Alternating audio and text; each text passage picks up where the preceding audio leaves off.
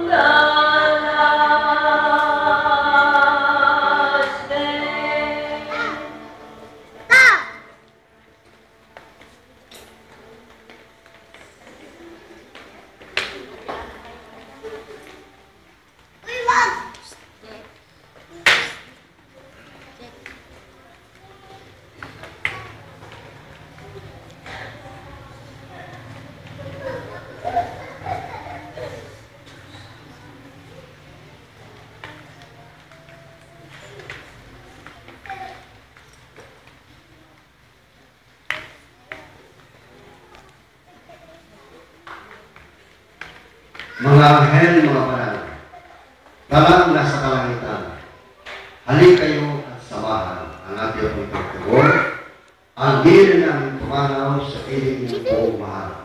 Ang giliw namin pumanaw sa piling ng buong mahal. Si Kristo mag-aakay sa kandungan ng Abraham, upang doon ay nilay tugon. Ang giliw namin pumanaw sa piling ng buong mahal. Sa ilaw ng mga at kapayapaan kaya may pagkamitin ng may kapatugon. Ang giliw namin pumanaw sa piling ng buong mahal. Ang maraming pagmahal, inihabilin namin sa iyo ang aming kapatid na saksi na pumanaw sa buhay na ito. Huwag mo siyang pagpabayaan ang mga inis ng buhay sa iyong piling. Alang-alang sa iyong awa at pag-ibig. Patawarin ka sana ang kanyang mga pagkukulang at mayroong pagkakasala.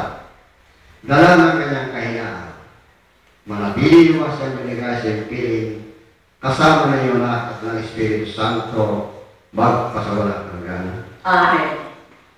Paalam sa iyong kapatid na umanaw, magpasabiling ka naman ang kong nagkapat. Ang pagpapal ng Diyos ay baunin mo, sa ngalan ng Ama, at ng Anak, at ng Espiritu Santo. Amen. Sa paraiso, makikitang muli tayo.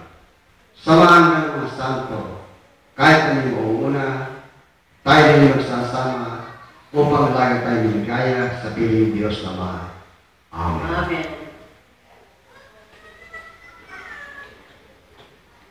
Mapapahati ko ng konti tungkol po sa kalagayan. Alam po ninyo, lahat po tayo papanap. Kaya po ng ating anak na si Patsy. Wala nakakaalam kung kailan po tayo pupunin ng ating Panginoon. Walang bata, walang matanda, walang mahira, walang mayaman, walang marunong, walang mama.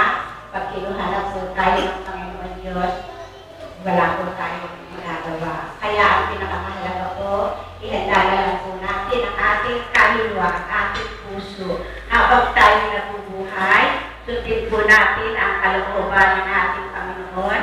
Iwasan po natin gumawa ng masama. Upang kung tayo po ay gawian ng buhay, maniguro tayo na tayo po ay makararating sa langit kasama po ng ating Panginoon Diyos.